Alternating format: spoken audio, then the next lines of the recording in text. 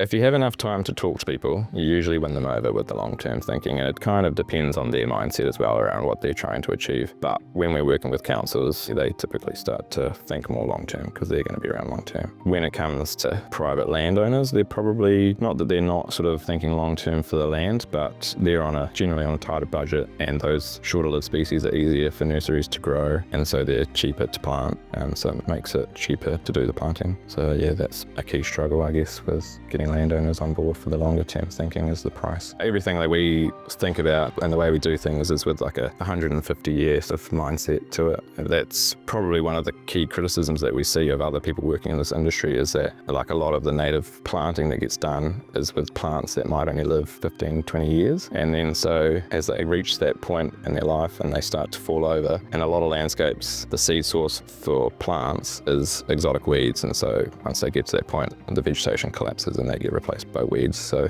yeah, that's probably a key difference in the way we're thinking about things as opposed to a lot of other contractors around.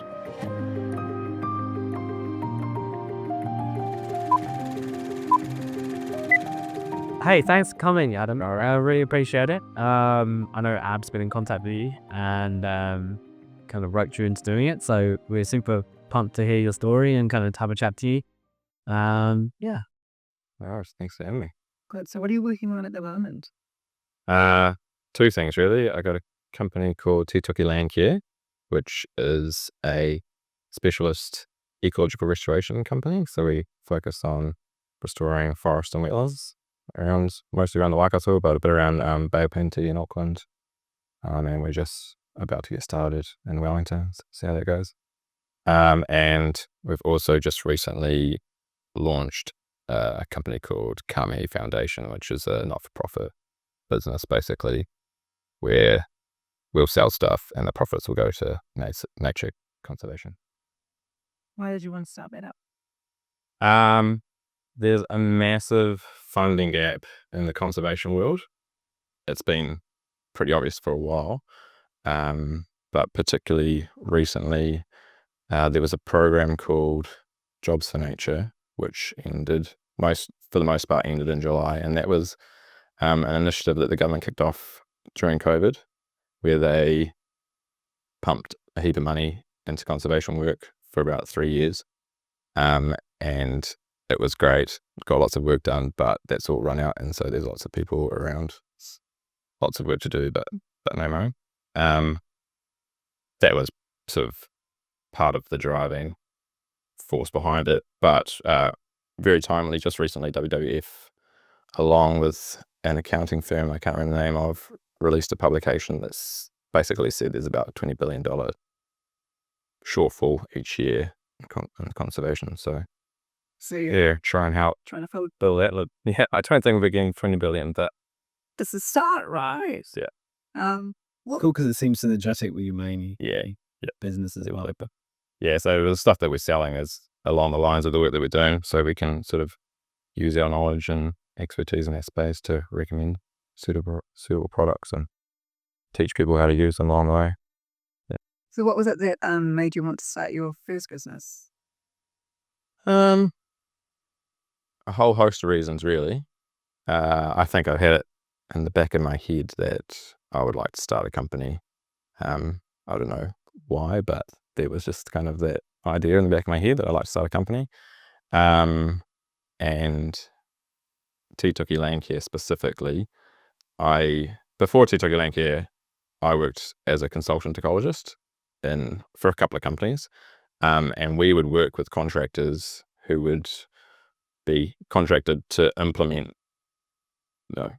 biodiversity management work essentially, and typically they would have a management plan that they would need to follow, and the contractors that we worked with pretty much all the time, at least in my experiences, and people would have had different experience with other contractors, but in my experiences they didn't have the background understanding of sort of the ecological thinking around why they're doing stuff, which created headaches essentially when you're trying to manage projects, and the contractors, I mean, they're there with good intentions, but they just didn't have that background understanding. So I thought they could probably do a better job. And you're taking you got the full life cycle there as well. I often find that with kind of the idea of consulting is great in principle, like in technology or kind of, I guess, areas that I'm familiar with, but it doesn't come with that accountability around execution, or and often maybe there's a gap in expectations around who can actually fill the recommendation. And I think that's pretty cool that you kind of went and took on accountability essentially on the full life cycle.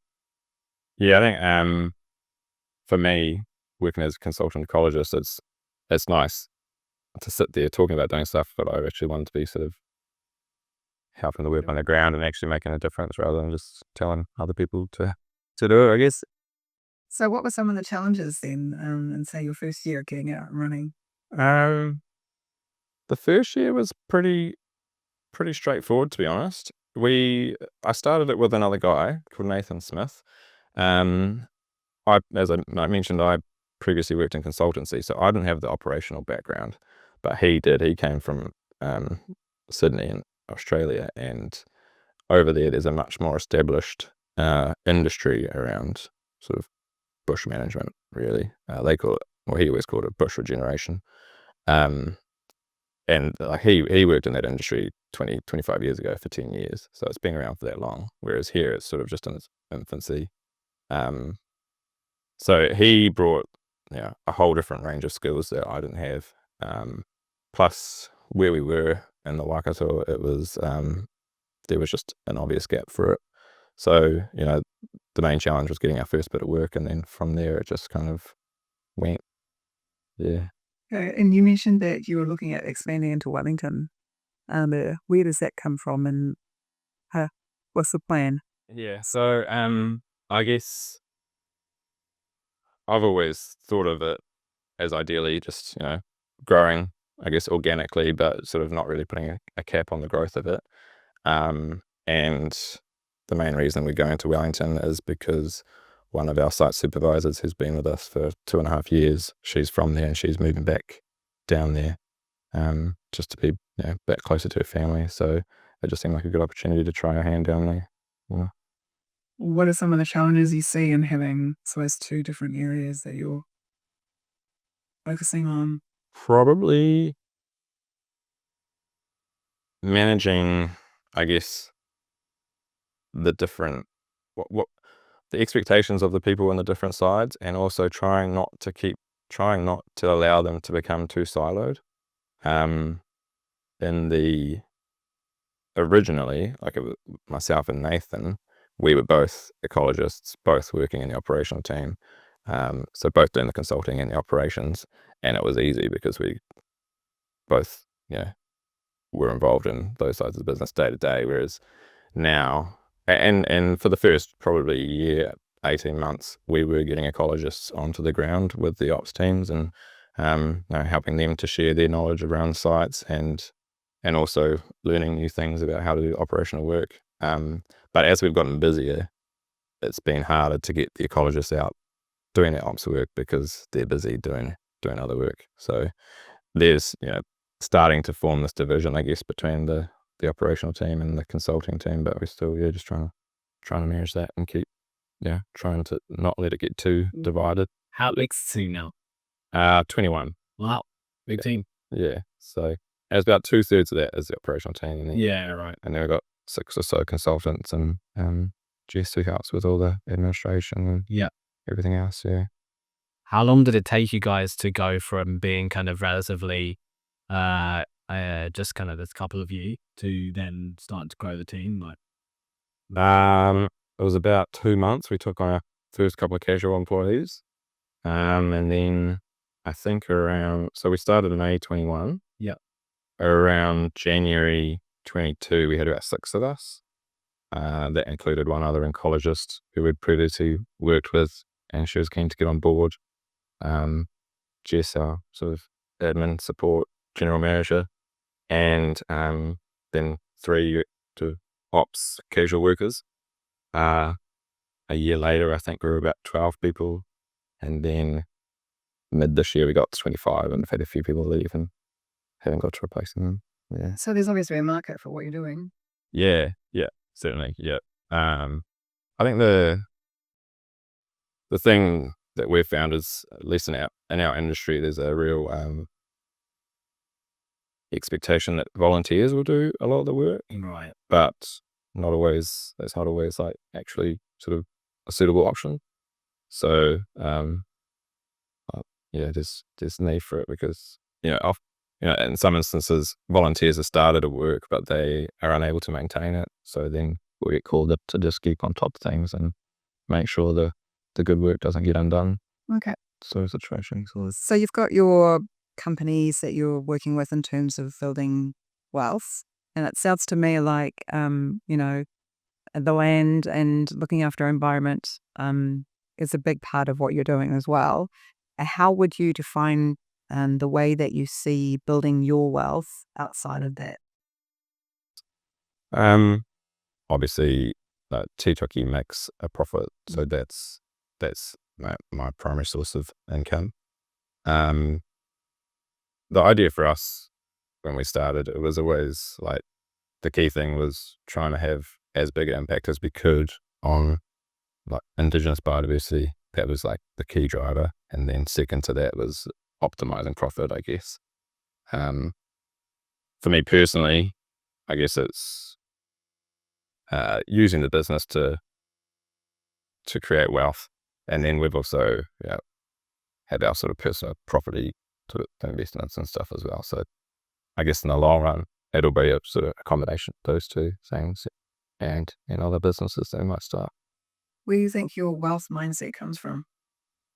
I think from my parents probably, and also from my wife's parents. Yeah. I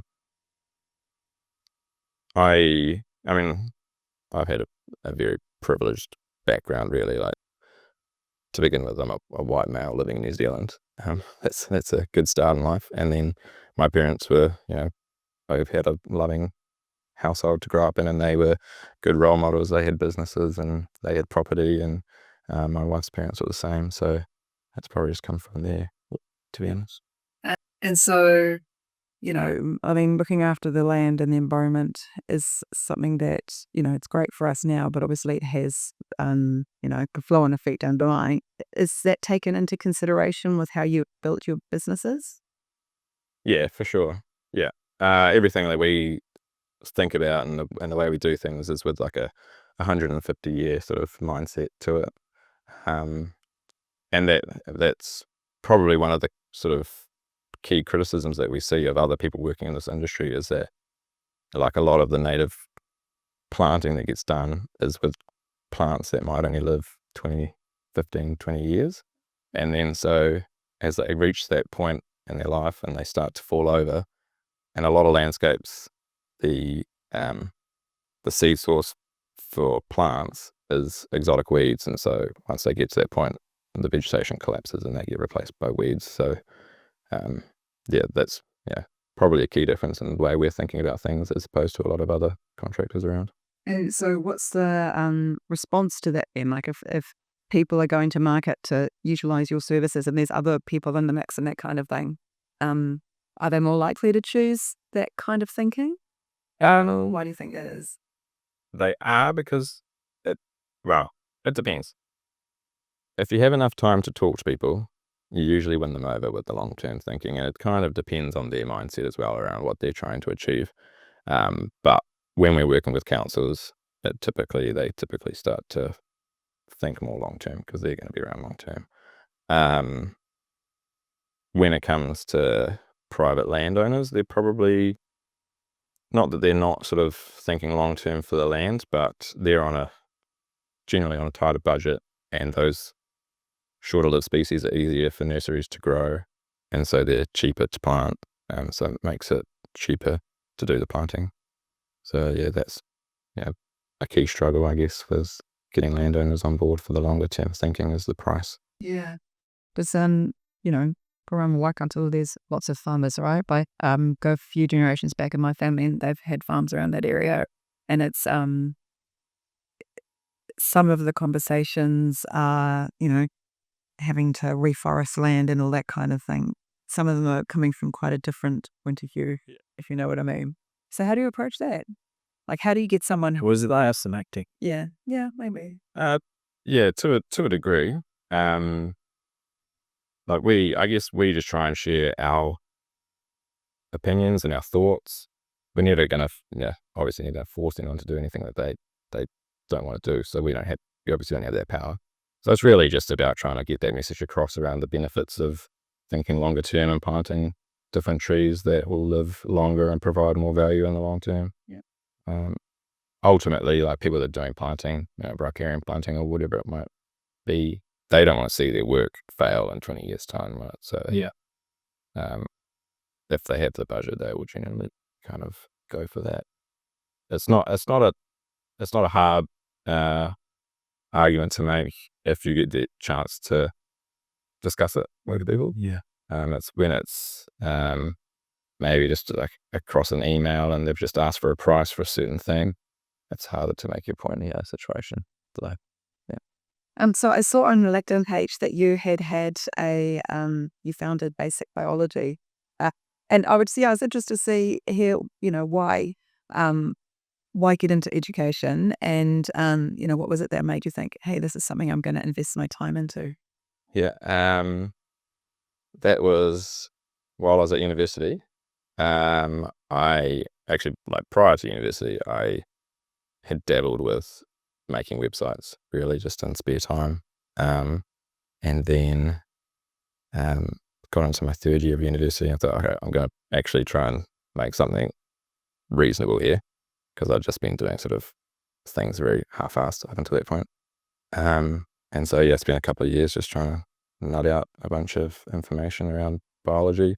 I guess the main driver for it was to make money. It was completely unsuccessful in that respect, but the second sort of part of it was to help people learn about the natural world and just using words that were easy to understand, I guess.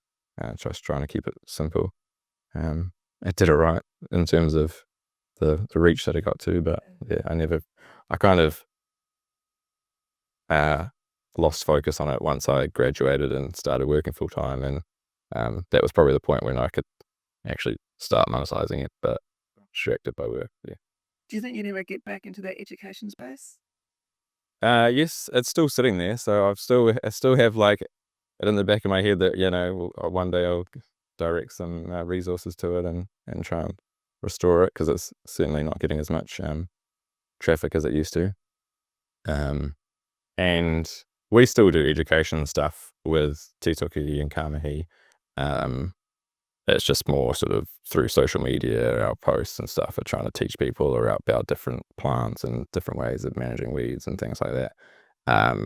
We've also have a proposal at the moment to run a training program around biodiversity management and the on-ground works, with a real focus of the operational side of things, but giving people that background knowledge.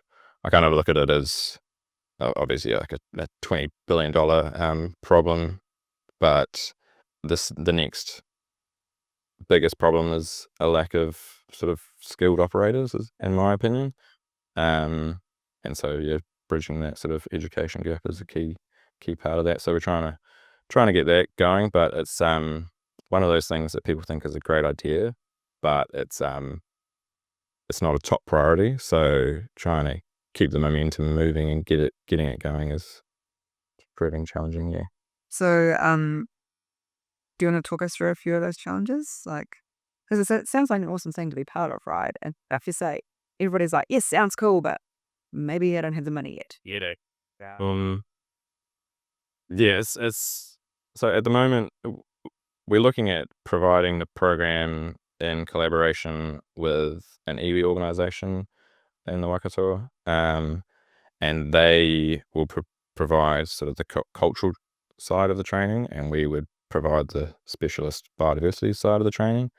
So include a whole range of things like visits to marae, and this is in theory, obviously, a trip down the Waikato River and talking about culturally significant spots, and then cracking into different parts of biodiversity management, and finish off with carving of a po. In terms of the challenges, it's one of those things that's as I mentioned, everyone thinks it's a great idea, but it's, at least so far, in terms of trying to get people to fund it, it hasn't been anyone's sort of core focus. Yeah. So the people that we have contacted, or even applied for funds through, they've said it's not really like our main focus. We're more focused on work on the ground, or more focused on something else. So that has been the challenge, I guess, so far. But yeah, we're always going to access those funds. Yeah. Nice. And so is the training course like a 2-week course, course? It's currently proposed to be a 12-month course. Yeah. And ideally, we'd like to have people come out with a NZQA accredited certification. My original proposal was a 3-month course, and I sent it out to various people, and Chantal from Tītoki House, who's the EV organisation that we're working with now, she thought it was awesome but wanted to expand it, so it's blowing out to a 12-month program, and we've incorporated the cultural side of things. Which is important, I think. Yeah, certainly in the space that we're working in. Yeah. Cool. And so is there, when it's up and running, is it, are you expecting much uptake from school age kids, or is it aimed at anybody, or? It's primarily aimed at people either working in the industry or wanting to work in the industry, I guess. It's really focused on the work on the ground, but providing that background context around why we're doing it. And so once you have an idea of the why we're doing things, then that you can sort of direct how and what you're going to do with the work. So it's kind of just helps with that decision making. Yeah. Okay. And so you sound like you're incredibly busy, and your mind's got lots of things that it's focusing on. What do you do to look after yourself and make all this busyness? I also have a couple of toddlers. Oh. And so it's, so my life is really work and family, and then beyond that, I have a couple of things to try and break my life up apart. Give me some extra things beyond those two. I play a few games of football each year with a team that I used to play with regularly. Recently played a couple of rounds of 6-a-side football. Try and run or cycle. Well, I try to run or cycle a couple of times a week, but it doesn't always happen. And I was telling people the other day, a few years ago, I started playing Fantasy Premier League, which is just a game on your phone, but it's just like something different to think about, and just for fun, essentially. So, yeah, that's about it, really. Tips of, I don't say enough, right? No, it's because you're two young kids. Yeah, exactly. And it's just this period of life, like, obviously, I'm making a choice to be busy with work. It's stuff that I'm passionate about and believe in, so it's not, it's not a grind all day. Like, and at the same time, just sort of soaking up and enjoying the moment with young kids, because it's tough, but it's short-lived. It's only short-lived, but So like, there's yourself and your partner and your children. So how do you bring them along with you on the journey and make sure everybody's, obviously not so much the kids, but your wife, around, you're on the same page? Because I imagine having young children and your husband's got a company that he's focusing on could be quite challenging, right? So how do you guys make sure that you're, unit going in the same direction? I'm pretty good at, I do work overtime, but I pretty much don't do any work on the weekends. And I get up with the kids in the morning, and I'm with them till about 8 o'clock. And then sort of 5 till 7:30 is family time. And if I need to do extra work, it'll be after that. Yeah. So, that in terms of sort of making sure I'm prioritizing family, that's sort of my routine, I guess. In terms of bringing my wife along, we just talk about it pretty much every day, I guess. There's certainly decisions that I've made that she's not too happy about, but try and, at least for the most part, like, I have general autonomy of the decision making, but when it's the larger decisions, we try and discuss it together, because obviously, like, it's our company. I'm just the one managing it. So, yeah. Okay. And so where do you see your company's potential education program in the next 5 years or so? Tītoki Landcare, I think in my head we've probably grown enough in the Waikato. We had a few months this year that kind of consolidated in my head that we're probably about the right size for that region. And if we grow much more, it probably puts us at risk for sort of a maintainable team size. So growth wise, we'll probably, I'm thinking more Bay of Plenty, Auckland, Wellington. Had previously thought South Island, but at this point in time, I'll probably just leave that for now and see how we go in those other regions. Are you building it with the intention of one day actually selling it?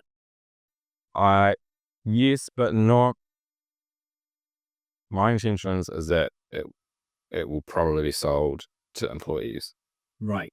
So I certainly want it to carry on beyond me. Yeah. But I also don't want to necessarily sell it to an outsider who doesn't have the same sort of values. Yeah. So the guys who work for us are all working for us because they are passionate about biodiversity and they want to see the local landscape sort of healthy and prosperous. So yeah, that's my idea. Whether that happens, time will tell. And have you does the business operate, I guess now you're at 20 odd people, do you feel like you Kind of put in the work to make it so it can operate almost without you? Yeah, to a degree. Yep. There's certainly times, like busy periods, that I sort of fall back more into a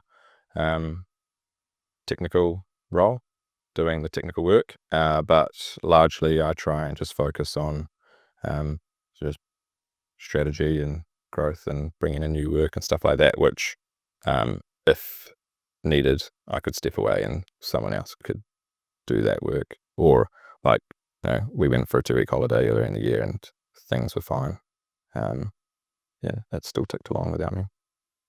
So I suppose you mentioned earlier that one of your employees has moved back home to Wellington for them, which is quite fortuitous you in terms of if you want to expand, right? So what are you planning as the next steps to grow that even with one person on the ground, if that makes any sense? Yeah, so Emily is she's, I guess, a graduate ecologist, and she's had 2.5 years with us on the operational side of the business. So her skill set and knowledge, she's able to manage an operational team on the ground and do some sort of graduate level consulting work. So in terms of the next steps, it would be probably, it would depend a little bit on the work that we pick up down there, but most likely a couple of casual staff to help her with operational work. And then if it got to it, a senior level ecologist down there to be able to run consulting projects. Yeah. What's the timeline on that, do you think? Probably it's slower than I had originally thought because Emily's pregnant, so after a bit of a stay in the works, yeah. So probably 2.5, 3 years maybe. Well, at least we could get the ops team going before Emily goes on parental leave, but senior consultant maybe a couple of years. Yeah. And so does that mean, because that's slightly longer than you had anticipated, that you'll be focusing on Auckland and Bay of Plenty and a wee bit more? Yeah, probably to a degree. Yeah. We won't get pumping as much sort of time and energy into Wellington in the next 6 months as I had. Yeah. So how do you make that jump? If you're going from Waikato to, say, Auckland, how do you start building the business up in Auckland? We, for the most part, we've tried to get in with councils. It wasn't too tricky in the Bay of Plenty. We managed to get onto a reserves panel with Tauranga City Council, and they led us on and gave us a good project to see how we would go. And they've recently given us a second decent sized project. And Auckland Council proved a little bit tougher, but we managed to get on to another suppliers panel for their monitoring work, and so we've been doing some forest monitoring for them just recently. But yeah, I think Auckland will probably be a little bit harder because there are some suppliers up there that I think do know what they're doing, so there's a bit more competition. And obviously those guys are already established up there, so that makes it harder to break into. But also at the same time, Auckland's that much bigger and that much more that many more people, so there's more opportunities. Yeah. And so, for I suppose you and your families, where do you see your wealth sitting at, both financially and holistically, in say the next 10 or 15 years? Where does that take me? How old are the kids? Yeah. I would say within the next 10 years, like my mindset's never been to like make as much money as possible, I guess, and then like with businesses being, as I said, optimize profit, but not necessarily maximize it. I guess by that in 10 years time, I just see that we would be financially in a position where we don't have to worry about money in any sort of aspect. I guess we can just kind of live the lifestyle that we want to live without having to worry about finances. But we'll see. If I have a habit of sort of picking up new things to try, and yes, The entrepreneurial kind of spirit in you gets, you get itchy feet and you want to try something new. yeah, and that generally costs money. So yeah, Listen to the gimmick. Yeah, that's cool though. But yeah, it's hard to stay focused sometimes when you get lots of ideas. yeah, Uh, yeah, that's true. yeah.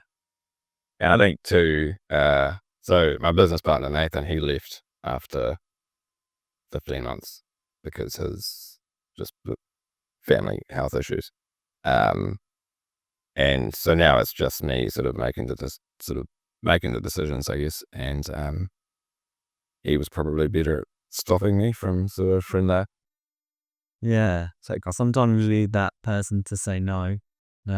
Totally. Yeah. Totally get that. My white boss, that sort of fills that rubbish. That's good. So what do you think generally in terms of what do you think you can give your kids to prepare them for their kind of lives at this stage in this time in history? Yeah. Like, what do you actually feel like will give them the best opportunities to build their own wealth and then go on their own journeys? I think we will give them plenty of opportunities, really. I think obviously it's setting an example that these things can be done in the first instance. And that's, I had that example from my parents, I guess. They both had businesses. And then we'll probably be in a position where we can financially support them to undertake certain initiatives if they want to, which we had the same help from our parents as well. And it's probably going to be even more of a challenge in the future getting into the property market. Like if your parents can help you into that, then that's probably going to be fairly necessary in the future. I think too, like, who knows what the world's going to be like in 15, 20 years time. So it's kind of a lot of parenting to me is just sort of, I guess, trying to create people that are resilient and have decent values and are going to be okay when they're 18, 20 years old and get sent out into the world. So yeah. Awesome. So if you were to fast forward yourself to the last 10 years of your life, what do you think that looks like in your head? At a beach somewhere. Hopefully my wife is still around, and hopefully the kids will visit and bring our grandkids around, really. Pretty slow pace, but I imagine I'll still be keeping tabs on what's going on in the biodiversity space. But yeah, pretty low key, really. I think up until that point, we'll probably travel a fair bit. Don't travel so much now, but did before your kids, so pick that up again and enjoy the world. Yeah, Totally. Well, thanks so much for making the travel to come here and taking the time. It's always great to speak to a diverse set of business owners because you get so many little nuggets of insights and stuff. It's kind of cool to be out of the kind of tech kind of scope, and it's nice to broaden out and speak to other people that are doing cool and different things and physical things. Often it's about not about atoms these days. It's about bits. It's good to talk about atoms. Well, so thank you so much. Yeah, cheers for the invitation to come and the chat. Awesome.